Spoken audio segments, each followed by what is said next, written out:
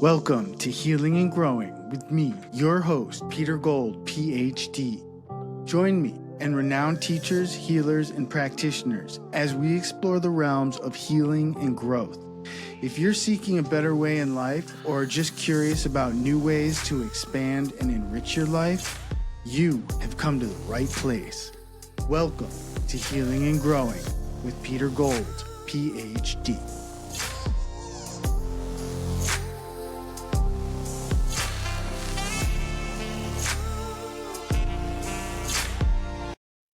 All right, here we go.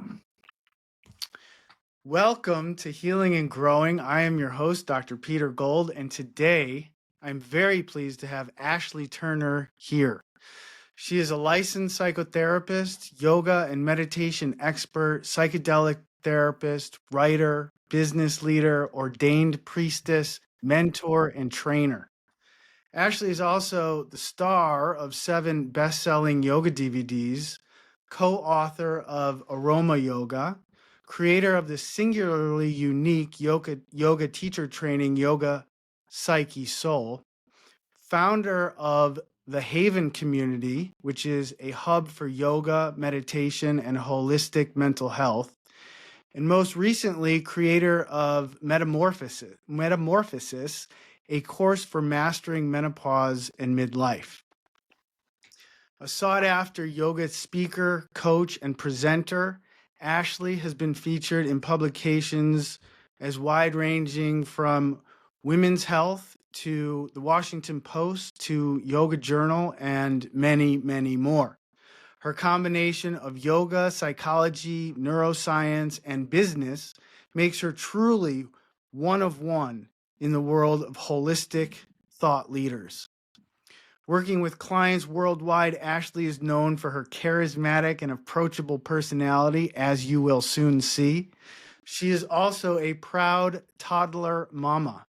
I am delighted to have Ashley Turner here. Welcome. Thank you so much, Peter. So good to see you. I'm so honored. Oh, it's so great to have you here. And I thought we would just jump right in here with something that's new and topical for you, and something that I think you're very passionate about, which is midlife and what I've heard you refer to as the Empress era, that time between eras of womanhood. I know you just turned 50. And I'd love to hear what your transition has been like into this Empress era, perimenopause, kind of postpartum, and just kind of transitioning to a new chapter in life. Yes, well, it has been very challenging. I think it's been the most challenging phase of my life thus far. Perimenopause is something that I felt entirely unprepared for, even being in the wellness world for the last 30 years, 25 years, really being a fixture in the yoga, meditation, spiritual wellness world. Of course, my psychology background, going and getting my master's and becoming a licensed psychotherapist. And during all of that training and all of that clinical practice, never having one single lesson, one single, conversation about perimenopause and menopause. And so when I was thrust into this, as you mentioned, it happened to coincide with my own postpartum journey, because I was very blessed to have my daughter at 46, and that was with the assistance of IVF. I always want to preface that. So it was really a miracle, but also I didn't realize that I was in the throes of perimenopause because I was still breastfeeding. I was really in new mom mode, postpartum mode. And so it got really compounded. And it took me quite a while, I would say actually 2 years, to realize that what I was experiencing was perimenopause, was pretty significant depression, anxiety, a lot of brain fog, a lot of difficulty sleeping.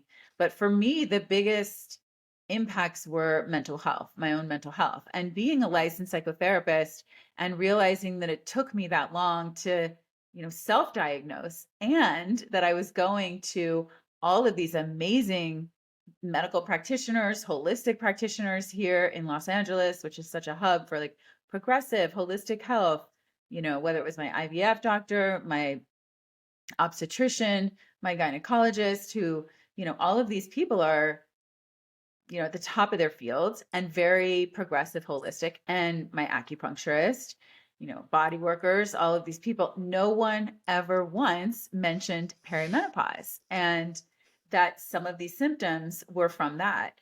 So it led me into a very deep study myself. I got on hormone replacement therapy, which completely changed my life. And it really sent me into a very deep study, not only of course, the hormonal journey, but for myself as a depth psychologist and, yoga meditation practitioner, teacher, I was really interested in the psycho, spiritual, and emotional journey of midlife and menopause, perimenopause. And what I found in beginning to study this was that there is, luckily, in the last few years, there's been a lot more conversation. The menopause space is exploding, but what I'm seeing is mostly information about biology, hormones, hormone hacking, hormone replacement therapy. All of that is very important. It's the foundation, of course, but I'm not seeing a lot of conversation to really support people that are going through menopause with the mental, emotional, and spiritual journey that is the opportunity of midlife. And by the way, perimenopause can last 7 to 10 years. Some people say even up to 14 years. It can start easily, normally, as young as 35 years old. Most people on average are hitting actual menopause, which means you haven't had a cycle period for 1 year. Most people are hitting that about 50, 51, 52.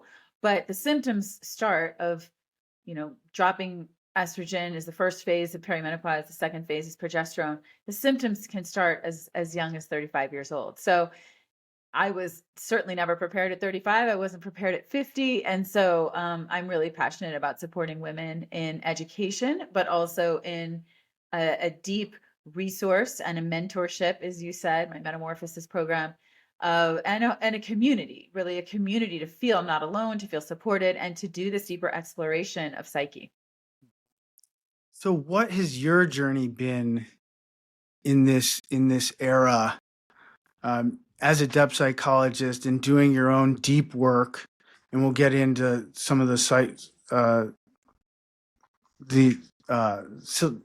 psychedelic assisted psychotherapy, but and maybe that's been part of your journey. But what has it been for you to kind of like figure this out and then find a way forward, kind of beyond the physical, the physiological, and the more like depth soul aspects of this transition? Mm-hmm. What has your journey been like? Thank you. Well, I think a lot of women, I've been talking to so many, of course, my students, my friends. I think a lot of women reach this point in midlife, and maybe we have still been, it's a huge, number one, it's a huge identity shift. So, in traditional, I used to lead a priestess mystery school, and feminine spirituality and psychology is a huge piece of my work. And you often see the model or the framework of this triple goddess of the maiden, the mother, and the crone. So the maiden years up until maybe you start menstruating or up until early adulthood, that sort of youthful quality, the muse quality, the innocence, the virgin aspect. Then we get into the mother years where we're in our fertility years. Many of us are procreating, whether you have children or not, pouring yourself into your children. Maybe that's your dreams, maybe that's your dharma, your career.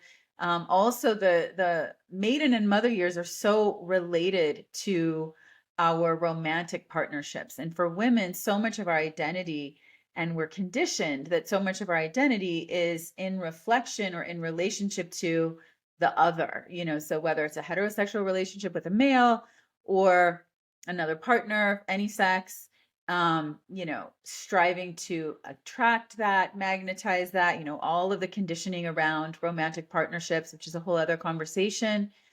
But a lot of our identity is wrapped up in being some kind of partner, maybe a wife, maybe a mother, and a lot of our energy and our culture focuses on that. So that's the beauty myth, that's orienting to, of course, our sexuality, our beauty, and those are amazing things. I don't want to at all dismiss that. But what happens in perimenopause and menopause, at least for me, was that my identity really shifted.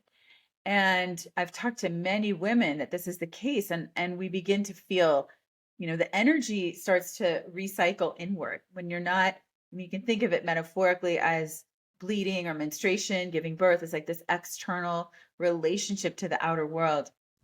And the journey of perimenopause, this big phase of transition, again, can last up to a decade, is sort of a shifting of our center of gravity and drawing that energy and attention back inside.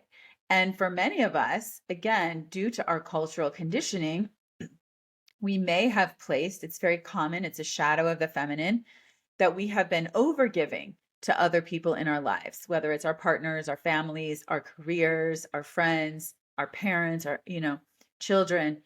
And all of a sudden, that energy, that tide is sort of drawing inward, and our pull is inward to ask different questions and say, wait a second, what do I really want out of this life? What do I really need? And many people find themselves in relationships that maybe are not truly aligned with who they are now, where they want to go now. Maybe they were never aligned, or careers that are not really aligned. And it can create what we might call a midlife crisis, which is very normal for anyone. I don't even like that term, midlife crisis. I think it's just a normal rite of passage and threshold of initiation that we go through as men, women, any gender.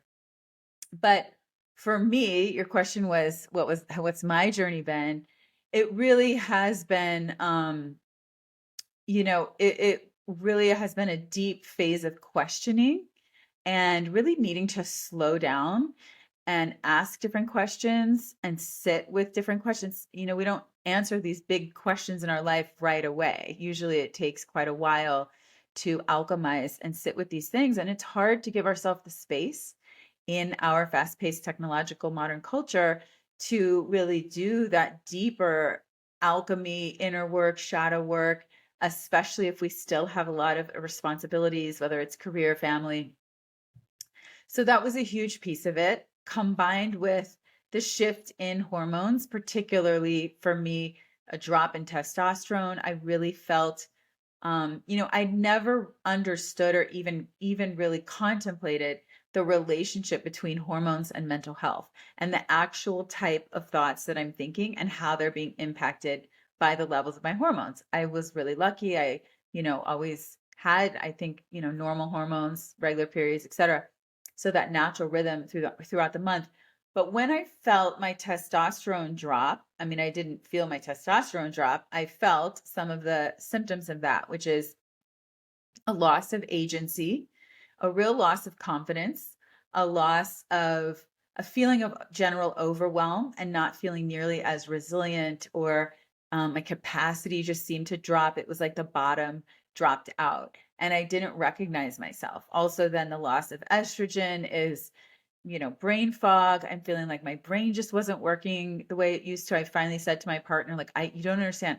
My brain is not working. I'm sitting down here in my office, just spacing out. Like, what am I even here to do? And then even getting to my doctor to get my hormones checked and going to the pharmacy to pick up my hormones felt so overwhelming.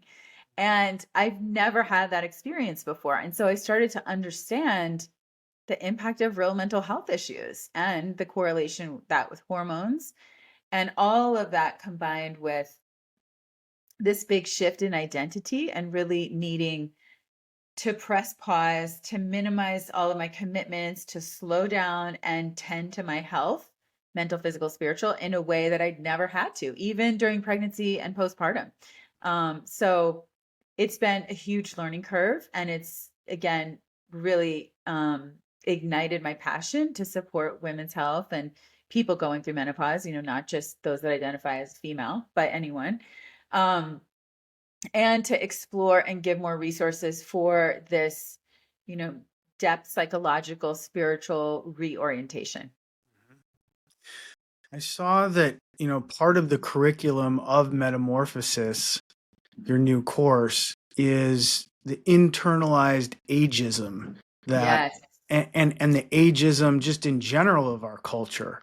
Yes. And I wonder if you could speak a little bit about that, moving from into the Empress, from the maiden, era of your life, and how because our culture is so obsessed with the maiden era, the Yeah. youthfulness of, and kind of really devalues the elders, the Yeah. crones. Like what has that been like for you? Yeah, well, the first piece is I really feel, and this was initiated by one of my teachers, Joan Borisenko, who's just incredible, and she did some work around this and added to that triple goddess a fourth a fourth archetype, which sits between the mother and the crone, because most of my peers, we don't yet feel like a crone, we don't yet feel like a true. I mean, we are entering the elder era in terms of like we are sitting in the role of guides, of leaders, hopefully sitting in the seat of that gravitas of, whether it's older sister or aunt, and just really cultivating our wisdom. But I don't yet feel like a crone, like that is a different level. I would, feel more into like the 60s, the 70s, not quite the 40s and 50s.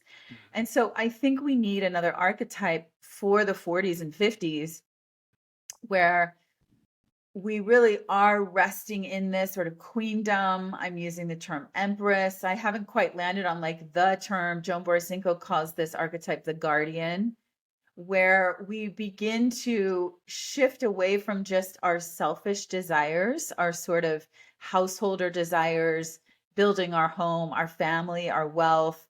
And we begin to realize, like, what is this life really for? And turn more, perhaps in Joan Borisenko's model, towards the guardian of like, we are protectors. We are the mothers, the grandmothers, the aunties of this planet, humanity, activism, becoming more perhaps altruistic in our desires. I can say for myself, I'm definitely much less ego driven.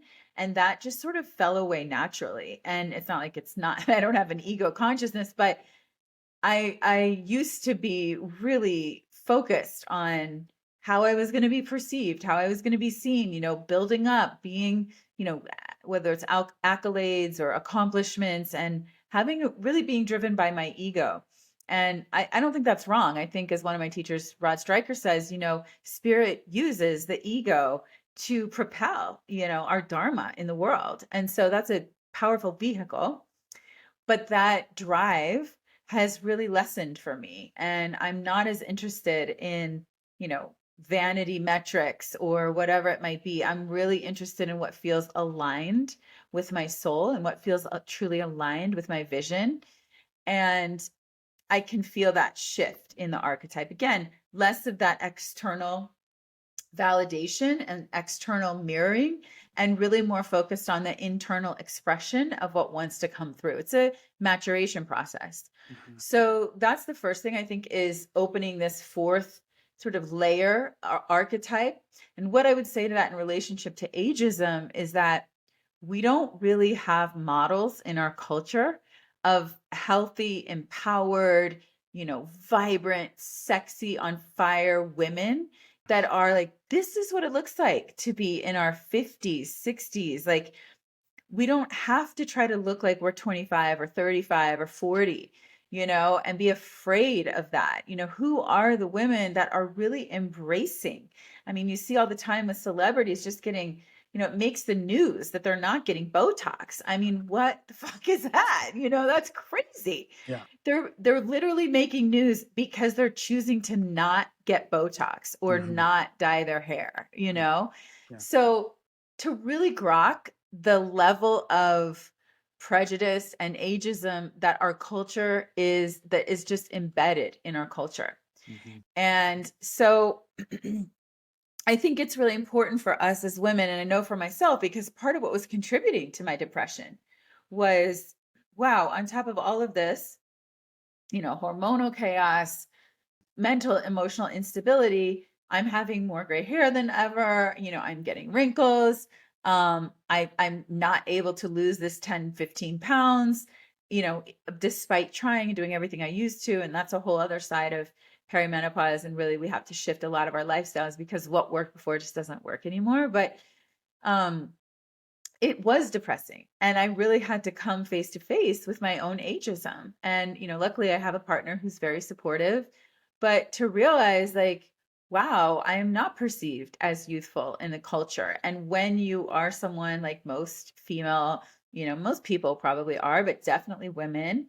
And again, I don't want to, limit this to just binary genders, um, but for me, I can speak for myself, I've been so oriented towards looking beautiful, being sexy, trying to attract the opposite sex or anyone, being perceived in this external mold. And of course that form falls away and it shifts. It creates a great opportunity for us to dig a lot deeper and look at all of those attachments. And that's where, practices of yoga, meditation come in, depth psychology, shadow work, of really looking at my own internalized patriarchy, my own internalized ageism, and taking responsibility for how I am creating that or condoning that in the culture. And so, really taking a stand and really empowering women and doing some deeper inner work for us to stand in our full power, in our full voice, take up more space, um, create different models of what a healthy middle aged woman looks like, and give future generations, my younger sisters, my niece, my daughter, you know, a model of what this is. And so one of the things I did, I recently, as you said, I just turned 50. And number one is, if anyone's listening and if you're consciously hiding your age, that's a great indication of your own internalized ageism. And that was me. I didn't tell anyone when I turned 40. I kind of, had a little party, but I didn't really mention.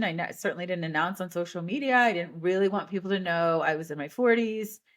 And now when I turned 50, I was like, fuck that. Like, I am not playing into that. And as I mentioned, I have a young daughter. Most of my mom friends are 10 years younger than me. And so I noticed within myself, as my own example, I like to use myself as an example.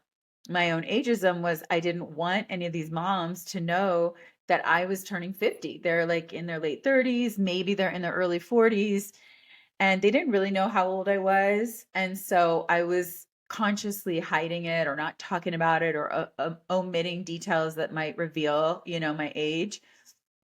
And then when I turned 50, I decided, like, okay, enough of that. You have to be modeling this for people, because I'm listening to my friends, I'm listening to my colleagues saying they're not sharing their age because they don't want to be aged out in their careers. They don't want to have, prejudice against them, that they're too old in whatever career they're in. And it just made me so mad and so sad. And so I really want to celebrate that. And I really want to own that. So I had a party, I had a big ritual. We did a whole kind of priestess ritual with my inner circle to really cross that threshold of turning 50 and of crossing into menopause. I'm not quite in menopause, I'm still in perimenopause, but to really own, like, this is where I am and this is an amazing place to be.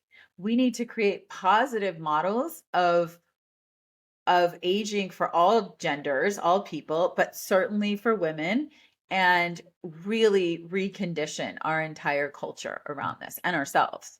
So, who are your models of living into the later eras of your life? When you look out in the culture, maybe beyond our culture, who are the women that are models for you? I mean, I definitely look to someone like Joan Burstynko. She's been an incredible, and she's a neuropsychologist, was at Harvard for a long time, really kind of launched, was one of the pioneers, I will say, in the mind, body, spirit movement.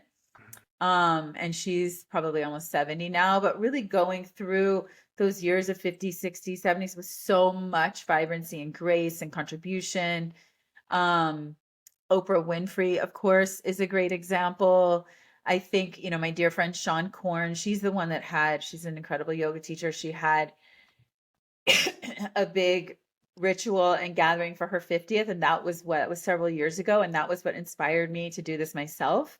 I think women who are really embracing aging and, allowing themselves to show wrinkles, allowing themselves to show gray hair. Like, if I don't get my hair highlighted, every 2 months, you're going to be seeing gray hair. And I'm okay with that. I've been like, you know what? It's okay. There was a mom at my school that I remember, I started to see her gray coming through, and it was just like not a big deal. She was like fully owning it. And I really resonated with that. I was like, that's a person I want to be friends with, you know? Mhm. And you know, not to say what you do with your beauty routine, whether you have fillers or Botox or whatever. I haven't. I'm certainly not saying I never would, but I think it is a good conversation to be in. Like, why? Why? What is the actual why? Instead of just doing it and like that's what everybody does, because it is what most people do. Let's like really consider, why are we doing this? Why do we think we're not valued and worthy enough with wrinkles or with changing skin or hair, whatever it is? So those people that I see really owning that. You know, Marianne Williamson, of course, you know, I think Gwyneth Paltrow's doing really good work in reframing this entire narrative. You know, she came up with the term like menopause needs to be rebranded.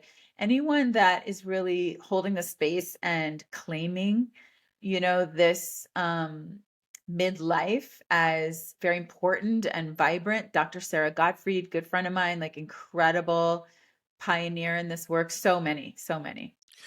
So I want to mention a book that you probably know of, but for listeners that want to know more about these phases of womanhood and their relationship to each other, a book called The Long Journey Home by Christine Downing, who was a professor of mine at Pacifica. And I know Ashley and I both went to Pacifica for our graduate degrees. It's one of my favorite books of all time. Oh And God, I love that. it's about, do you know this book? I don't know the Oh book, my, but I was Ashley. blessed enough to meet Christine. Yeah. She's so magical, so radiant. Yeah. She lectured for about 3 hours nonstop, no breaks, no water. People were raising their hand for a bathroom break and she refused. And she was probably in her mid 80s. I was gonna She say was late teaching 80s. like Yeah. 6 to 7 courses, one semester a year at Pacifica, and just a complete powerhouse. And she is Powerhouse. powerhouse and like 5'1". Yeah. And Um, beautiful. So beautiful. yeah, and she definitely embodied like the elder womanhood of and just so regal and intelligent and sharp as a tack. Yeah. So The Long Journey Home by Christine Downing talks a lot about mothers' relationships to their daughters and daughters' relationships to their mothers and what she calls the braid of life going down through the life bearing people of this world.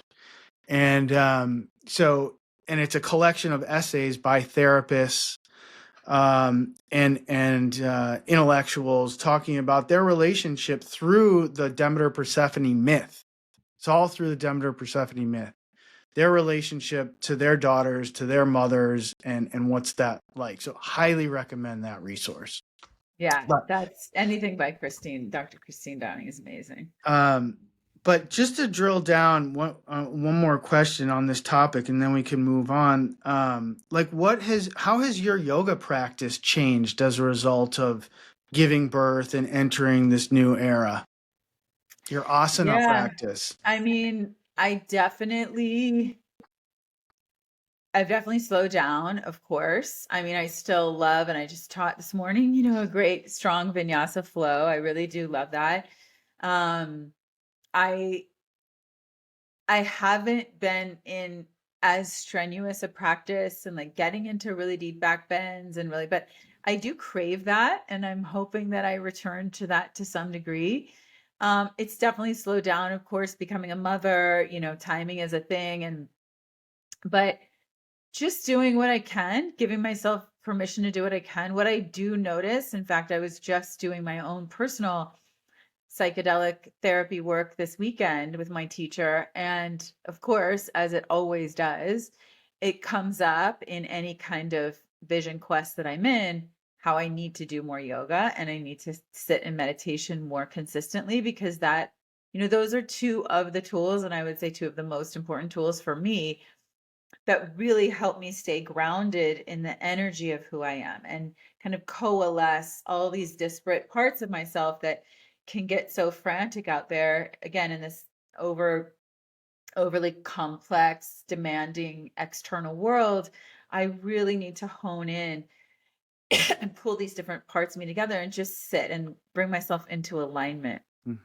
So the asana and the meditation are everything for that. With perimenopause, sleep disorder was a huge challenge for me. And that's, with sleep and perimenopause, progesterone is what helps you go to sleep. And then estrogen is what helps you stay asleep. So the first phase of perimenopause is estrogen drops. So many people start waking up in the middle of the night, 3 o'clock, 2, 3 o'clock, and have hard time getting back to sleep. Then later progesterone drops and it's hard to go to sleep. For me, I had a lot of racing thoughts. I had sort of this anxiety that I'd never had before and these racing thoughts that like I just couldn't get out of. So yoga nidra has been one of my go-to practices of just putting on. My teacher, Rod Stryker, has an incredible app. It's called Sanctuary on the App Store. It's like $9.99 a month. And his yoga nidras are masterful. He's one of the great living masters of yoga nidra. And yoga nidra means sleep. Nidra means sleep. So it's the yoga of sleep. Technically, you're not supposed to fall asleep, but I use them to fall asleep. And it's a deep, you're meant to be in a really deep subconscious kind of state, dream state, but not necessarily asleep. But many people do fall asleep. And he has a whole section called Deep Sleep that is to help you go to sleep. So that has been indispensable. I listen to a yoga nidra. I do a yoga nidra almost every day.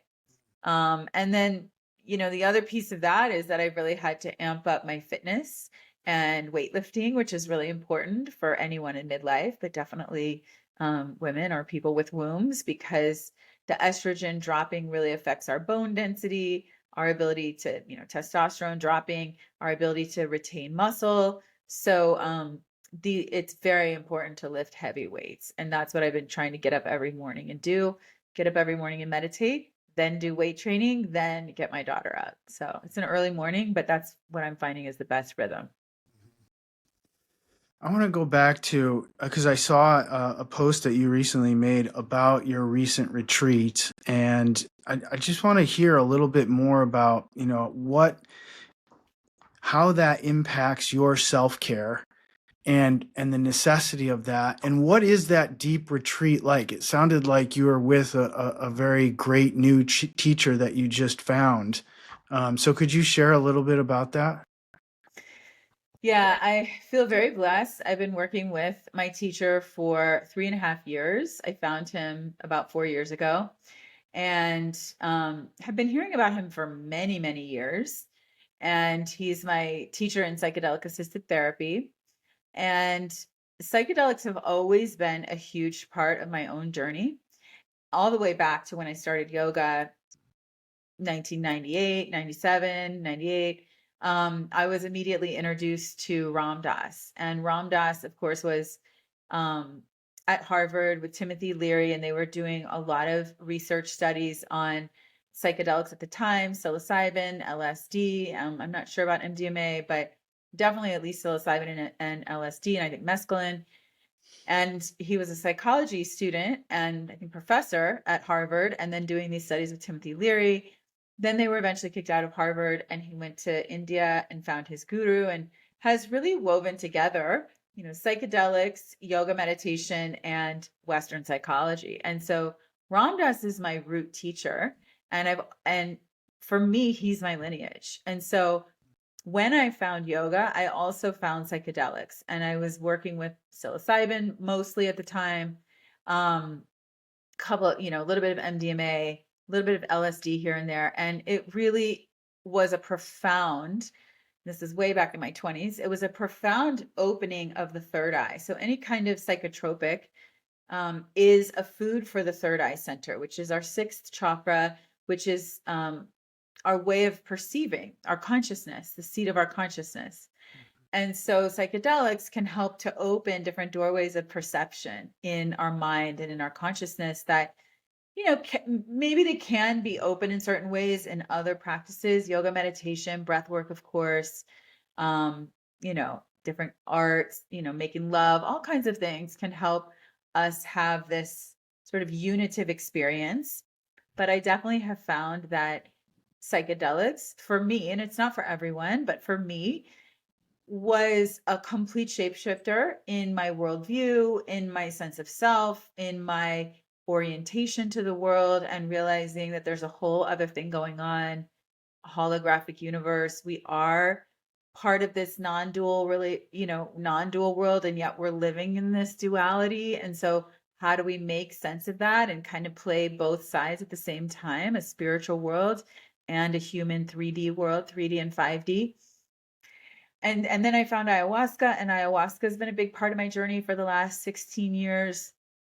And now I finally found someone that's really helping me do the psychological work with the psychedelics. So I've always worked in ritual space with these tools, but I haven't always had a teacher that's there sort of guiding me through and really essentially doing therapy with me while I'm experiencing these substances. And so it's been really profound. And we are also very aligned and very resonant, kind of speak the same language. There's a real deep friendship and mentorship, colleagueship there. So on many levels, it's very rewarding. And I go and work with him, several times a year. Right now, we're on a protocol where I'm working with him about every other month.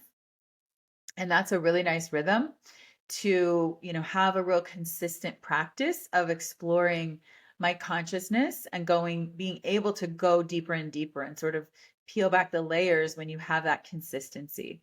And of course, I'm really, a big piece of the new body of my work is doing psychedelic assisted therapy, and it's a really exciting time for that, where ketamine is legal, and hopefully MDMA and psilocybin will become legalized. But yeah, I think it's profound. Again, I think it's not for everyone by any means, but if you're called to it and it feels resonant, it's an incredible tool that unfortunately, we lost about 40 years of research because in the 80s, we had the war on drugs. And so scientific research was just halted. And it really put us back about 30, 40 years in the research of psychedelic assisted therapy. And there's so many positive, studies and benefits, and, we can go into all of that, but yeah, it's exciting. So the way that I work with him is one-on-one, and then I also do couples therapy with him, with my partner. So both of those I found incredibly helpful, and it's kind of like a 36-hour protocol, and I go and I'm with him, for like 8-10 hours during one day, a session the night before, a session the morning after. So it's a really nice container and really just a high integrity with the level of work that we're doing, and very spiritually oriented. That sounds amazing. Sounds like you got really lucky to find him and really, really just have been doing it as much as you can with him to feed yourself Yeah. in a deep way every couple of months.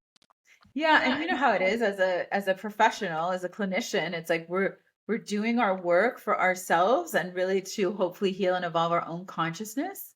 But we're also simultaneously working that second track of observing clinically, like how is this affecting my psyche? What are the tools that are working? What are the clinical skills that we're building here? And so we're kind of doing both at the same time, which is really fascinating. So on a more kind of weekly or daily basis, what's your kind of self-care ritual routine looking like these days? How are you taking care of yourself? Because it seems like you do so many things, like a lot of people. But you're also deeply connected to the underlying currents of your life, the non-conscious, the currents that are beyond your conscious awareness, and regularly tapping into those. So what do you do on a kind of more weekly, daily basis to stay connected to your deep self and to your Yeah. sanity? If you are enjoying this podcast, please take a few seconds to follow, like, and share it on Spotify and/or Apple Podcasts. It would mean the world to me, but more importantly, it will help other people interested in healing and growing find additional resources for themselves and others. I'll give you a second to do that right now. Good. Thank you so much. Now back to the show. Well, I really have had to up my game, and I only really taken it seriously in the last year. I think I hit, a few years of new motherhood where it was just like total chaos. And, we were building a home, and, that's a huge piece of work and transition. And so, only about a year ago when I was hitting rock bottom, and I turned to my partner and I said, like, I think I might be depressed. And he was like, you think? Yeah, I think you're definitely depressed. And so then I realized, like, I am really struggling with my mental health, my depression, anxiety, and that I just had to step everything up. And it's been it's been one thing at a time. You can't just take it all on at once. So like building in and replacing, shifting habits one at a time. I started to one thing that's really helped me, and I just want to put this out there for any midlife people, but definitely women maybe. Um, when my sleep got really disrupted, I began to realize how sensitive I was, and my sensitivity kind of all around increased, which is very common, especially in perimenopause, because you just don't have that hormonal buffer. And so sensitivity to maybe crowds or fast pace, or for me, sleep, like I just had to really protect everything in a way that I never had before. I've always had a really strong constitution. So, um, I started sleeping by myself a lot of the time and going and sleeping in the guest room. That's been really helpful for me. And I found that it's really helped my nervous system. And then I've learned more about the Enneagram, or no, it was human design actually.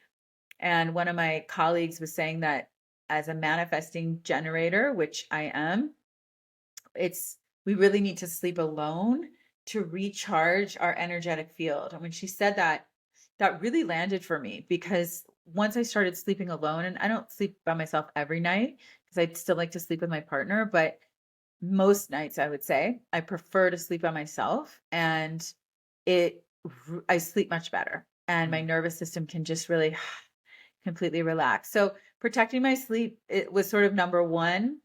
CBD has also been really helpful with that. I just want to give people some practical tips because, again, perimenopause can really wreak havoc. Starting the progesterone really helped me go to sleep. Starting the estrogen, stay asleep. If I can't go to sleep after a yoga nidra, then I'll take some CBD, and if that doesn't work, I'll take some CBD with a little THC, because that really does help me sleep just a little bit.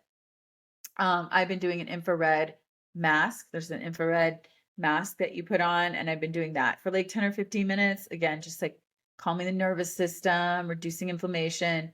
And then I do that protocol, progesterone, possibly CBD, yoga nidra, like no TV, no phone, 1 to 2 hours before. I'm not always great at that, but I really try. A lot of hydration. And then getting up in the morning, I finally started to get up earlier, and now my body, I'm kind of getting out of that sleep deprivation. It takes a few years with a baby, and starting to get up again at my normal time, which is 5:30. Now I'm kind of going to push it back to 5, even before 5 o'clock, so that I really have like an hour and a half by myself in the morning to meditate, to journal, and then to do weight training. So that's my ideal. That's not hit every day. Like if I even do that, 3, 4 days a week, 5 days a week, that's my aim, because I'm just noticing I feel a lot better, and I really need that strong workout for my mental health as much as my physical health. Because, the anxiety and uh just kind of overwhelm has really gotten the best of me the last couple of years. So I'm recognizing that these are just practices that are non-negotiable. One other thing that was kind of interesting was I realized I hadn't been teaching yoga live in person, and it's a huge part of my dharma.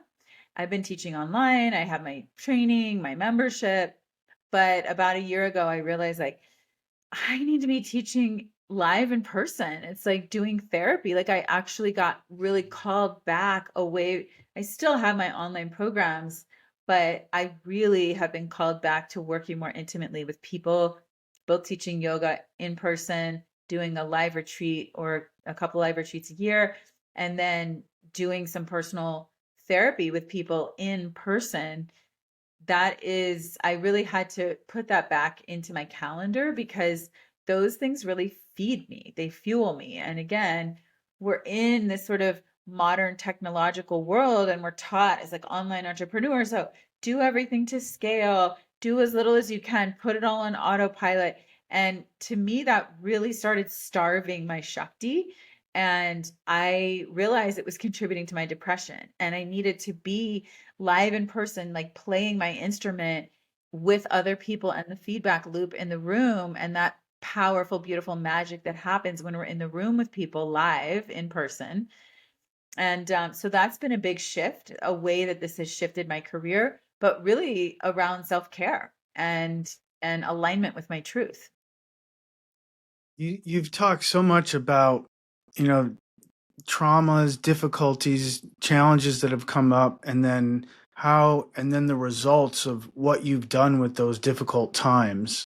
Um, and this is a question that I've wondered about for a long time: is the relationship between a wound slash trauma and someone's gifts and someone's almost destiny is to give their gifts, if you believe in that. And I think there is definitely a relationship between wound and gift, between trauma and service. Um, so what would you tell someone going through a difficult time about where they are and the potential, the opportunity to bring something new into the world as a result of their difficult experiences? Yeah, I couldn't agree more. There's a teaching in yoga that says your karma is your dharma. That meaning that the things that happen to us in our lives, and often those are the wounds or the challenges, the rites of passage, the initiatory rites, that they really shape our dharma being our purpose, our gifts, what our, kind of soul's journey is here on this planet.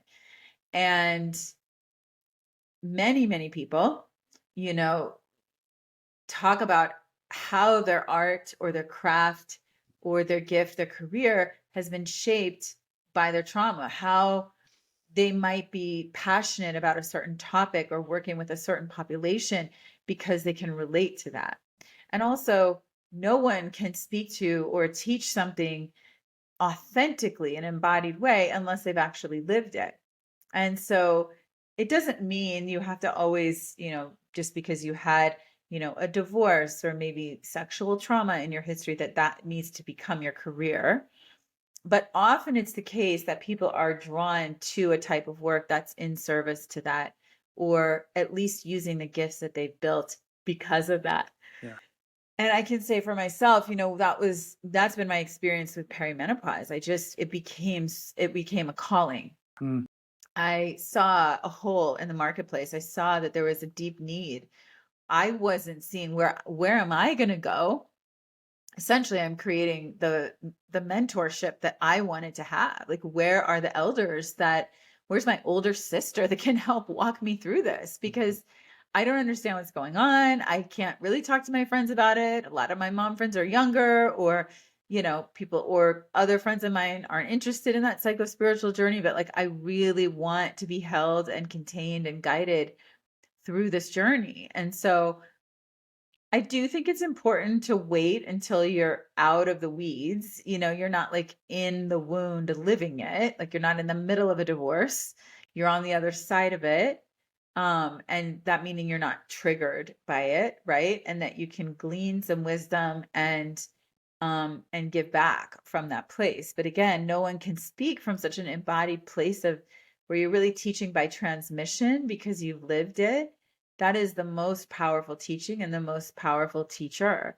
And also considering it like a duty, not in like overly attached or like a guilty or shameful way, but like if I'm inspired to speak on this and teach on this, and I see that there's people that need this, and I want to help the next generation like reshape this narrative, it's my duty. If I'm feeling that passion, that desire is the calling, right? So however you pursue that is up to you, what feels in alignment with that.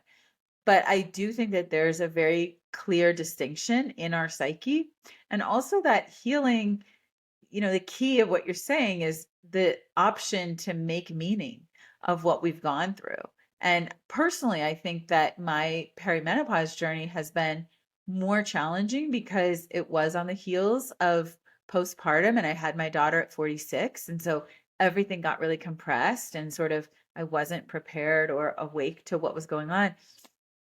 And I think if it hadn't have worked out that way, I wouldn't have been as passionate about this or seen this as such a big need, and I wouldn't be bringing this body work forward.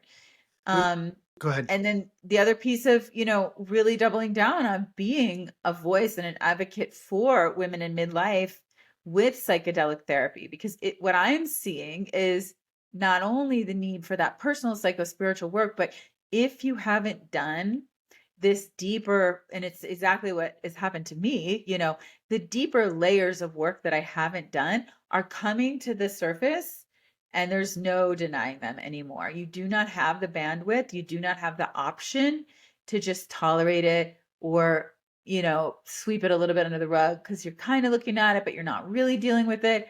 It's like, this is up.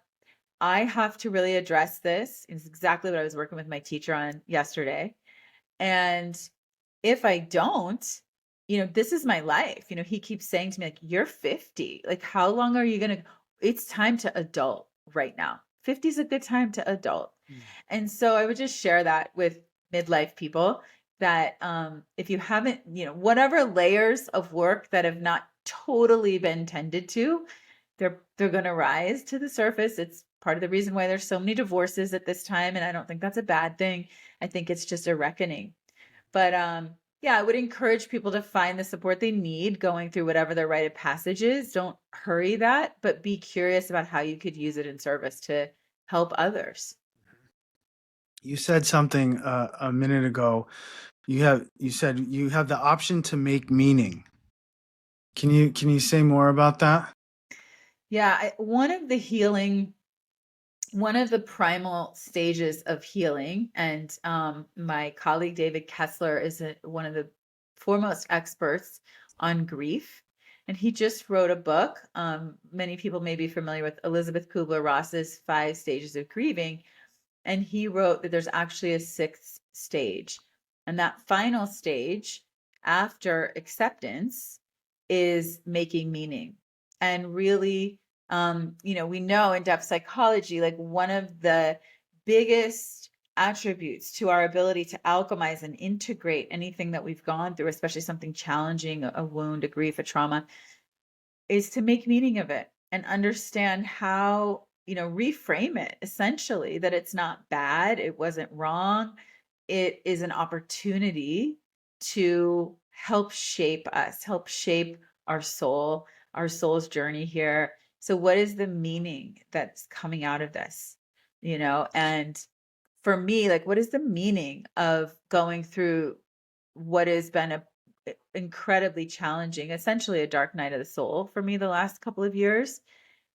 And I'm just beginning to come out of the other side of that and be like, okay, I'm here to give back. I'm here to be an advocate for midlife women. I'm here to be an advocate for women's health and for perimenopause for all genders, to really break the stigma, reshape the narrative, offer tools that I don't see being offered. And it's helping inspire me and uplift me and feel like, oh, there's purpose to this. There's a reason why this is happening. It's not just suffering. And reframing that is a really key component of healing and integrating. So do you feel like you've been able to choose the meaning that you've made of your experience? Whoa, that's a great question, Peter. Mm. Going deep. I love it. um, And if it's not yeah. just, maybe not just you, but I think it's best for you to answer it from a personal experience. The bigger question is, can we choose the meaning we make of an experience, of a trauma, of something that Yeah, happened? that's a great question. I mean, I think that begs a question of, co-creation. Like, I believe we're living in a universe that's co-created. It's a holographic universe, and I was just talking to my sister-in-law who's visiting from Australia, and she's an incredible artist and musician. And we're talking about going back through the artist's way. So if anyone's familiar with that book, Julia Cameron, it's using your creativity as a spiritual act and really being in communion with the God, goddess, spirit of your own understanding and opening yourself as a vessel. And this is a very yogic practice as well, like opening ourselves as a vessel for spirit and allowing spirit to guide us. And so I would say it's kind of twofold. It's yes, I'm listening and I'm hearing like what maybe my soul or my inspiration is to make meaning out of this or how I want to shape it. But I'm also really in co-creation and listening, whether you call it spirit or whether you're listening to like what is needed in the marketplace or what your clients need. Or, for me, I'm still in that co-creation of like, and I believe everything is an ever evolving creation, but what really wants to come through. And part of it is my own inspiration and skills and gifts. Excuse me. Gesundheit. And part of it is what spirit needs, what other people needs. And so it's like this molding, right? And constant reshaping. So I think it's twofold. I think it is listening to your own intuition and creativity and inclination for that reframing, making meaning, but also seeing what's in the greatest service to the larger community, to the greater whole. So if you look at the hero or the heroine's journey, the last phase of that journey is integration, is coming home with the boon, with the the gold that you spun from your challenge, the lessons that you learned, or the um wealth that you've achieved or that you've gained from this challenge, the wisdom that you've gained, and then giving it back to the community. And that final piece of returning to the tribe and offering it back to the community, it is what we're offering, but it's also listening to what's in the highest service for them. And so for you, what has been the role of your body, of somatic psychotherapy, of your movement in bringing back your boon? Yeah, that's another great question. Um, I realized how one of the things that happened for me, and again, my postpartum and perimenopause journey really overlap. But one of the things that happened for me was I was very disconnected from my womb center. And I'd gone through a, fertility journey, pregnancy, birth. It ended up to be a belly birth, and it wasn't an emergency, but it was a belly birth, which was very traumatic. Again, no one really talks about how traumatic this can be. Birth can be in general, but certainly a belly birth when you're awake and you're having, trigger warning, but your abdomen, your womb cut open. And I experienced a lot of trauma from that. But then you go right into motherhood, you go right into breastfeeding, and it's like sort of on to the next thing. And you get one appointment 6 weeks later to make sure you're like, okay, good, your scar's healing well. That's it. Good job. See you later. Be a great mom. Like, what the fuck? Like, if you get a knee surgery or a hip replacement, you're automatically prescribed like 6 weeks of physical therapy. Yeah. So the fact that there's no support for women in that situation is abominable. It's abysmal. It's apparent, horrent. So I've been living with a lot of trauma in my womb for the first couple of years of my daughter's life, not really addressing it, not really feeling like I had the capacity or the time to, do that inner work. Then I was hit with perimenopause, which is now a secondary trauma for me in the womb center, sexual organs of like, oh my God, now my ovaries are, you know, shutting down. My hormones are all over the place. I lost my sex drive completely. So I'm not connected to my womb, my yoni at all. And so that's been a big piece of my healing work, is to begin the slow process of healing that, rebuilding that. Again, psychedelics was very helpful for me. I had a spontaneous womb healing about a year and a half ago when I was in the middle of an ayahuasca journey under the full moon. And then, I did hot bay and I started purging massively. And I was like, whoa, what is this mega purge? And then I realized I was sitting under the light of the full moon pouring down on me, and I was like, oh, I started holding my belly scar, and I was like, oh, this is a womb healing. I'm really releasing, the trauma that I've been holding in my womb. And then my second thought on top of that was, oh, I need to start teaching womb healing. Third thought, oh, I need to go out and see who's going to teach me how to teach womb healing. What online course should I take? A couple people came into my mind. I need to go study with them. And then my fourth thought was like, are you nuts right now? You're having a womb healing right now. You're doing it yourself. Tune in, turn your attention inward, trust your body, and teach from this place. People know how to heal themselves when we hold the space and give them the tools to do it. And so to me, that just spoke to, I got to see again my internalized patriarchy and how I'm looking for validation or skill outside of myself instead of realizing you are in the middle of doing it right now. Your womb is actually teaching you how to heal right now with the moon, with the medicine. Trust that and then lead from that place. So I've been on a big path. I actually just in Metamorphosis and in the Haven launched a womb healing ritual, and we did a womb healing ritual and a womb wisdom just last week. So, reclaiming the power in our body is essential. Any gender, any body, we've been divorced from the power and the wisdom in our body, and it is essential to our healing and moving through and with and honoring and worshiping the body temple. So that's one example. Yeah, that's great. Well, thank you for being so transparent. These are really deep things that you've been through, and really deep transformative processes that you've been through, and just really kind of want to bow to your process and your generosity and sharing it with so many people. It's really inspiring and humbling to see, and you've done it on such a large scale. You've taken such intimate processes within yourself and really opened them up and amplified them to share with others. And I think, it's such a beautiful, important way of working with yourself and teaching others. And I think we need more and more of that now. And you're such a great example of someone that's done it.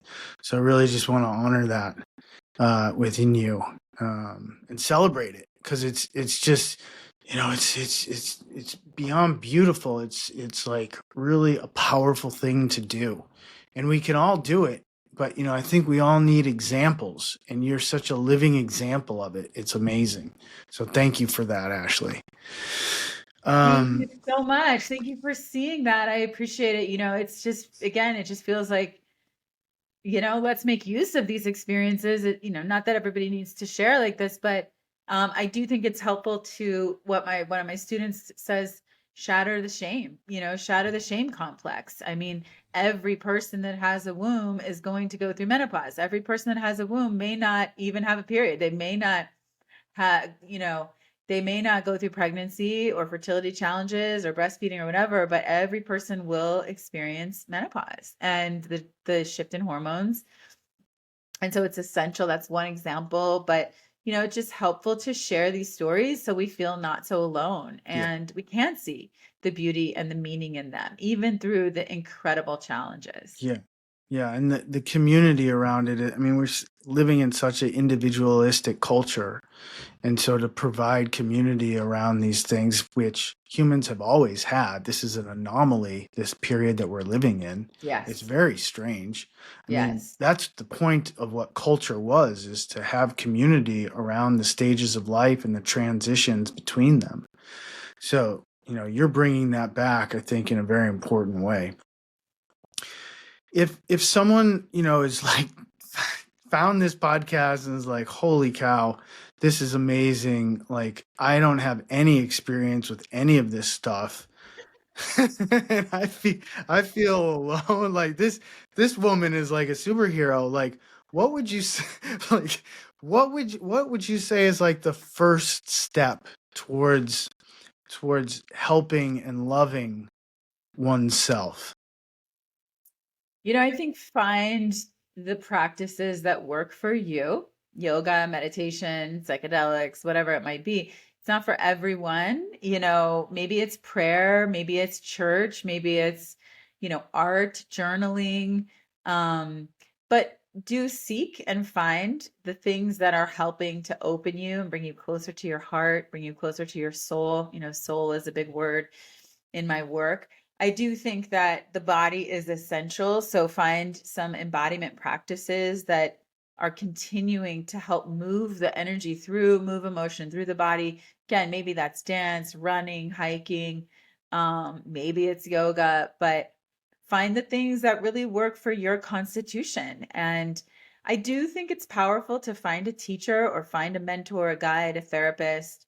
I think we all need that.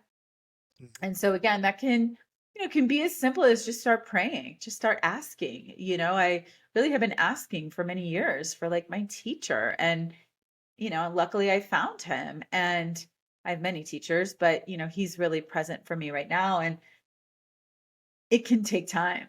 Don't just, give up on therapy because you tried 3 therapists and you haven't found your fit. There's like yoga, therapy, whatever it is, like try at least 10 different people, Yeah. 10 different types of therapy, Yeah. different types of yoga classes. There's so many, that's the beauty of our world right now, is that we do have access Yeah. to so many different modalities and people, even online. So keep trying until Yeah. you find something that really resonates with you. Yeah, I know Qigong obviously has been a huge thing for me to stay connected to my body and help regulate my emotions and my nervous system. Yeah. It's the foundation of my life. Without it, I don't think I could be sane or live the life that I live and do the work that I do, because it sets the tone for every day and gives me a stable foundation from which to move into my life every day. So for me, that's Qigong is a huge, huge part of it. If someone wanted to, someone likes what you've said and wanted to reach out and connect with you more, where can they go? I mean, Instagram is probably the best place, although I'm not always super consistent on there, but you can always DM me there. Ashley Turner 1 is my Instagram. But also you can just email me, ashley@ashleyturner.org. That's a really good place. But my Instagram does have the links to everything and link in bio. So you can see all the different courses and my Haven membership and my Metamorphosis Midlife mentorship. So Great. that's really a nice place to just see it all in one place. Wonderful. Perfect. Well, Ashley, thank you so much for joining us and sharing your gifts and your teachings. And I really encourage people to seek out Ashley if it feels right. Seek out someone, because we need more sanity. We need more healing. We need more community in this world. Yes, yes, yes. Thank you so Thank much. Thank you you. all for listening. Thank you Thank so much, you. Peter, for all your good work in the world. Oh, yeah, my pleasure. Well, it takes a village and a tribe of teachers and students, and of course the best teacher is the best student and vice versa.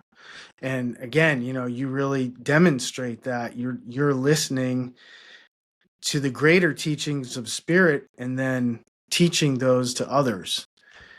It's a great thing. So thank you. Thank you. Thank you so much. Such an honor. Okay.